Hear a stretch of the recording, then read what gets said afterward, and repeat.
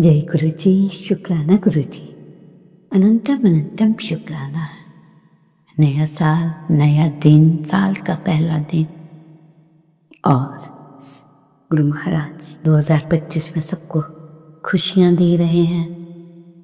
इन सबका शुक्राना। मंत्र जाप के साथ ही मैं आज का शुक्राना सत्संग प्रारंभ करती हूँ। संगत जी, आप भी मेरे साथ मंत्र जाप करिए। ओम नमः शिवाय, शिव जी सदा सहाय। ओम नमः शिवाय, गुरु जी सदा सहाय। जय गुरु जी, शुक्राना गुरु जी, अनंतम अनंतम शुक्राना। आई लव यू गुरु जी, कोटि कोटि नमन आपको। संगत जी, जो बात आज मैं आपको बताने जा रही हूँ वो बहुत ही ज़रूरी है। संगत जी, उसमें आप सबका बहुत फायदा है। इससे पहले जो गुरु जी के चरणों में लाइक सब्सक्राइब समर्पित करे, उसके घर में सुख समृद्धि की कभी कमी ना करें। हमारे प्यारे गुरु जी उन्हें भरपूर दें। गुरु महाराज उनकी हर इच्छा को पूर्ण करें। गुरु जी संगत से कहते हैं कि शुक्राना किया करो। शुक्राना करने से आपके सारे कष्ट धीरे धीरे समाप्त होते चले जाते हैं। संगत जी, गुरु जी कह रहे हैं कि तुम मेरी बात को मानकर देखो, सत्संग खूब सुना करो। ये मैसेज कई दिन से मुझे आ रहा है तो मैंने आज आपको बता दिया। जय गुरु जी। संगत जी, हम सबको ऐसे मैसेज बहुत आते हैं कि अपने मंदिर से ये हटा वो हटा, पर हमें पता ही नहीं चलता। जो सत्संग सुनाते हैं वो ये चीज़ तो बताते ही नहीं। ऐसे ज़रूर कहते हैं कि अपने मंदिर से ये हटा, बेटी ऐसे करेगी तो इतना होगा, पर वो बात को पूरी बिल्कुल भी क्लियर नहीं करते। तो मैं कई दिन से वो आंटी कह रही, मैं सोच रही थी कि मेरे को क्या हटाने को कह रहे हैं, मेरे मंदिर में कोई गलत चीज़ तो है नहीं। फिर आंटी एक दिन किसी का सत्संग सुन रही थी, उसमें था कि अपने मंदिर में से कुंडली को हटा, जन्म कुंडली। तब से सब ठीक होने लगा। संगत जी, आप भी ऐसी कोई चीज़ मंदिर में ना रखें जिससे आपको परेशानी हो। तो संगत जी, मेरी इस बात को ध्यान से आपने सुन ही लिया होगा। हो सके तो गुरु मंदिर में जितना कम हो सके उतना रखो। गुरु जी की तस्वीर, चंदन टीका, जल प्रसाद और गणेश जी, गुरु जी, शिव जी का परिवार और गुरु नानक देव, ऐसे तो लगाए होते, कोई बात नहीं, पर आप जितनी कम चीज़ें रखोगे उतना ही आपको फायदा होगा। ना जाने हम आते जाते रख देते हैं भगवान के पास, ये रख दिया वो रख दिया। इसलिए कोई भी चीज़ रखने से पहले 100 बार सोचो कि मैं कहाँ रख रहा हूँ। आंटी की ये बात को ध्यान में ले आना कि जो मैं रखने जा रहा हूँ वो सही है या इससे मुझे नुकसान पहुँचेगा। ऐसा अगर आप सोचोगे तो आप ऐसा नहीं करोगे। ये गुरु जी। तो संगत जी, बहुत ही एक और बात, अच्छी बात बताने जा रही हूँ।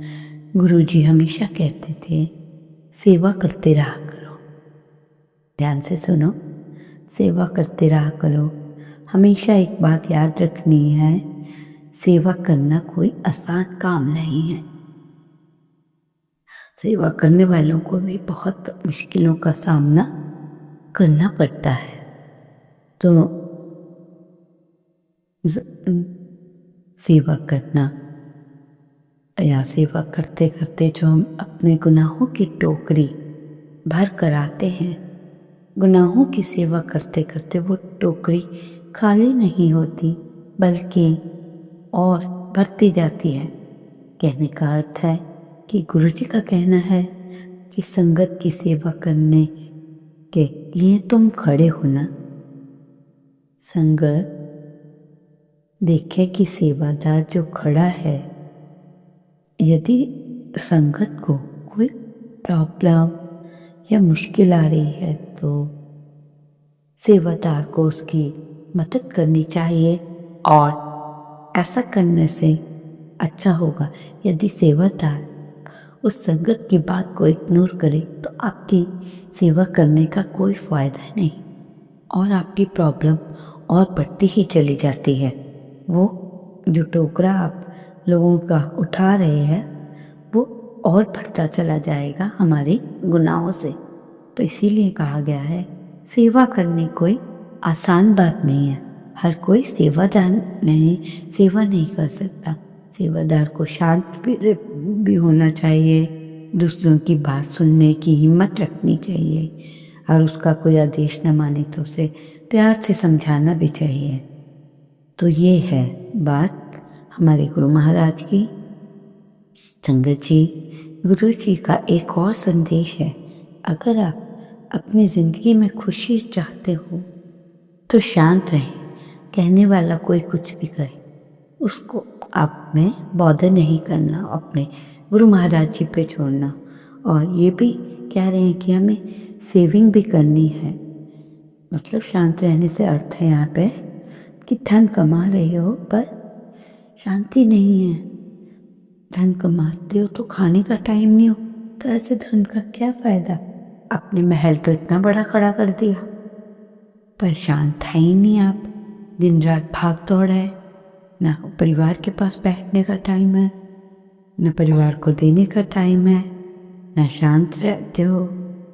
पैसा ज़रूर है, बड़ा महल ज़रूर है, उसके अंदर हर फैसिलिटी है, परंतु शांति नहीं है। सेविंग करनी है, इसका अर्थ है धन तो आप लोग कमा लेते हो पर सही इस्तेमाल करना नहीं जानते। धन का सही उपयोग कैसे करें ताकि हमारा जीवन तनाव मुक्त और सफल बन जाए।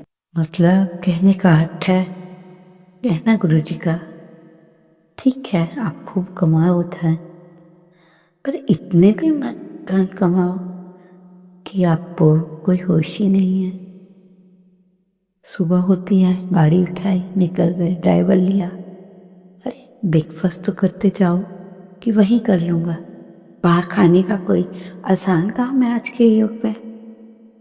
अगर आपने घर का अच्छा खाना नहीं खाया, सुबह ही जाते आप कोई ऐसी चीज़ ऑर्डर कर दोगे, छोले भटूरे, कुछ ऑयली फूड, तो क्या इफ़ेक्ट पड़ेगा आपकी लाइफ पे। कभी कभार की बात और है पर रोज़ ऐसे ही निकल जाना, दवाई खा लेता हूँ, वहाँ जाके कुछ खा लूँगा, ऐसे नहीं।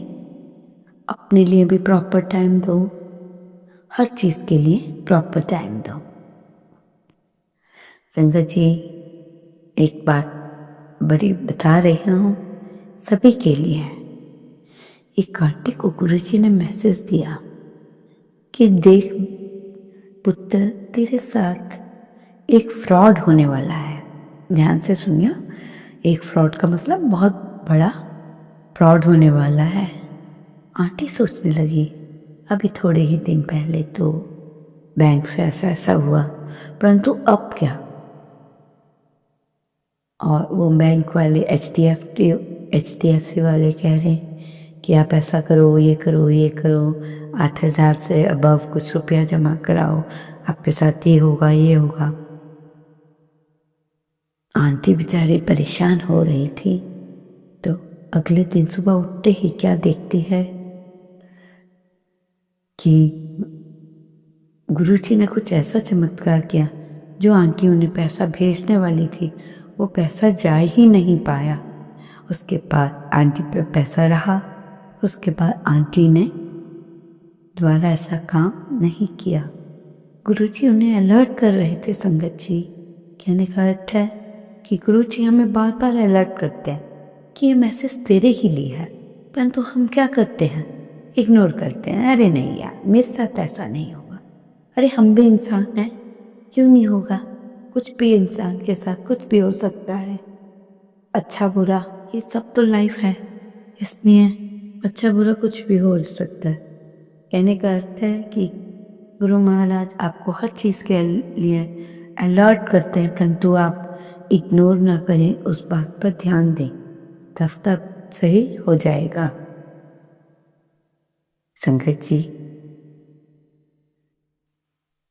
मुझे पता चला है वो आपको बताने की मुझे लगता है कि बहुत ज़रूरी बात है कि मैं अपनी सत्संग को भी मान लूँ। पैसे के साथ साथ आपको अपनी हेल्थ का भी ख्याल रखना है। और जो आंटी सुबह खाना बनाती हैं, उन्हें जब वो आटा गूंथती हैं ध्यान से सुनना, या जो भी जेंट्स अपने घर में स्वयं करते हो वो भी ध्यान से सुने कि जब आप आटा गूंथते हो तो जो मेथी दाना तो सभी जानते हैं और सभी के घर होता भी है, तो उस मेथी दाने को आपने थोड़ा रोस्ट करके और उसे बाद में आपने उसका पाउडर बना लेना है। अगर आपके पास 1 कटोरी आटा है तो उसमें 1 चम्मच छोटा टीस्पून मेथी पाउडर मिलाइए और फिर देखिए कि कितना अच्छा होता है ये खाना। आपकी बुढ़ापे तक ये काम अगर आप करते रहे तो ये बुढ़ापे तक आपको सही मार्ग पर लेके जाएगा। आपकी हेल्थ भी थोड़ी ठीक रहेगी। और इसी के साथ साथ एक और यही बात बता रही हूँ, यदि आप दूध पीते हैं तो दूध में थोड़ी सी हल्दी डालकर पीते हैं तो उसमें की भर काली मिर्च भी का पाउडर भी मिलाकर पिए, इससे कई लाभ होते हैं। अंग्रेजी सुना तो आपने कई बार होगा। तो मेरा दिल कर रहा था कि मैं अपनी संगत को बताऊं कि ठंड का मौसम है, अगर आप हल्दी वाला दूध और काली मिर्च डालकर पीते हैं तो आपकी उससे कई गुना ठीक हो जाएगी और आपके शरीर की हड्डियां भी अच्छी रहेंगी। और जो अब मैं आपको एक चीज़ बताने जा रही हूँ संगत जी, बहुत ध्यान से सुनिए, बहुत ही इम्पोर्टेंट है। आंटी का सत्संग है कि मौत से गुरु जी ने उनके पति को कैसे बचाया। आंटी जिनके पति को कई तरह की प्रॉब्लम्स थी और आए दिन उन पे इतना खर्चा हो रहा था, आंटी कर रही थी, ऐसी कोई बात नहीं थी। परंतु देखिए ना संगत जी, एक लिमिट वाला ही होता है ना पैसा, करोड़ों तो हर पे नहीं होता। बेचारी आंटी का धीरे धीरे पैसा भी खत्म हो रहा था। तो उनकी जो बहन है वो गुरु जी की संगत है। तो गुरु जी वो आंटी की बहन ने बताया कि मेरे पति की बहुत तबीयत खराब है, बचने के बहुत कम चांसेस हैं। डॉक्टर्स जब मैं गई तो डॉक्टर्स ने इतनी लंबी लिस्ट बनाई हुई थी कि क्या बताऊँ, मुझे घबराहट होने लगी। तो उसकी बहन ने उन्हें कहा कि जैसे तेरे हस्बैंड मानते नहीं गुरुओं को, पर तू ऐसा कर कि अपने हस्बैंड अंकल को किसी तरह मना और उन्हें बड़े मंदिर लेके जा। तो आंटी भी खुद भी यही सोचती थी कि भगवान के मंदिर तो हम अक्सर जाया करते, ऐसा वहाँ कौन सा चमत्कार होगा जो वो होगा, कुछ हो जाएगा। तो फिर बहन के कहने पर वो अंकल को लेकर गई और मतलब उन्हें वहां पे मंदिर में आवाज आई कि ऑपरेशन बहुत महंगा पड़ रहा है। गुरु जी से टेलीपैथी कर रही थी फर्स्ट टाइम, ऑपरेशन तो बहुत महंगा जा रहा है, तो ऐसा कर टेंशन मत ले, तो मेरे दर पे आई है। क्योंकि आंटी जब मंदिर गई वहाँ देखा कि शिव की मूर्ति है, गणेश की है, सारे भगवान हैं। आंटी के मन में यही थॉट आ रहा था कि ऐसा तो हर मंदिर में होता है, ऐसा कौन सी यहाँ कौन सी ऐसी चमत्कार होगा जो। आंटी जब अंकल को लेके आई तो घर जाकर उन्होंने अंकल को जल प्रसाद पिलाना शुरू किया और मंदिर में भी थोड़ा पिला दिया। तो आंटी क्या देखते हैं कि उस दिन अंकल को काफ़ी फ़र्क पड़ा। उसके बाद एक दिन आंटी किचन में काम कर रही थी तो अंकल को देखा, बिल्कुल ऐसे पड़े हुए थे सुन से। तो आंटी को याद आया कि गुरुजी ने कहा था जल प्रसाद पिलाना है। उन्होंने जल प्रसाद लिया, मंत्र जाप किया और उनके मुंह में डाला अपने पति अंकल के। और इससे क्या हुआ कि आंटी के अंकल थोड़ी देर में बिल्कुल ठीक हो गए और गुरुजी ने कहा कि डॉक्टर को दिखा के आना। डॉक्टर हैरान जब वहाँ गई, अंकल को कोई बीमारी नहीं। तो डॉक्टर आंटी से पूछते हैं कि क्या है। उन्होंने कहा मेरी बहन ने बताया था कि गुरुजी के मंदिर जाओ, ऐसे ऐसे वहाँ जल प्रसाद लो, और ऐसे ठीक हो गए और वो आज तक बिल्कुल सही हैं। कहिए जय गुरुजी। क्योंकि कई लोग यही बोलते हैं गुरुओं दे चक्कर से, क्योंकि जनता भी सच्ची है। कितने गुरु ऐसे पकड़े जा चुके हैं जो कि फ्रॉड थे, इसलिए बीच में संगत ने गुरुओं पर विश्वास करना ही छोड़ दिया था। तो वो आंटी ये सोच रही थी कि आज के कलयुग में भी गुरुजी हैं। तभी तो कहते हैं कि गुरुजी के जल प्रसाद में बहुत ताकत है, कभी इसका निरादर मत कीजिए, एक भी बूंद वेस्ट मत होने दीजिए, है ना संगत जी। आपका ज़्यादा समय ना लेते हुए मैं सत्संग को यहीं विराम देती हूँ और नए सत्संग की तैयारी करके आप तक पहुँचाऊँगी। संगत जी आपका बहुत बहुत शुक्राना। बहुत संगत हमारा इतना प्यार दे रही है, सत्संग सुन के सब कुछ करके इतना अच्छा लग रहा है कि हमारे सत्संग सुनाने का फ़ायदा हमारी संगत पे बहुत अच्छा असर हो रहा है। परमात्मा गुरु महाराज जी आपसे मेरी यही विनती है कि संगत को 2025 में ऐसा ब्लेस करो कि वो आंटी को भी बताएं हमें बहुत अच्छा हुआ auntie. I want to listen from your mouth. मैं आपके मुंह से सुनना चाहती हूँ संगत जी, आपको गुरु जी कैसे अच्छे ब्लेस कर रहे हैं इनके छोटे छोटे उपायों के बाद। अपनी वेल्थ हेल्थ के साथ साथ अपना ध्यान रखिएगा। Take care of yourself. Sangat ji सारी संगत को शुक्राना। जय गुरु जी। अनंतम अनंतम शुक्राना।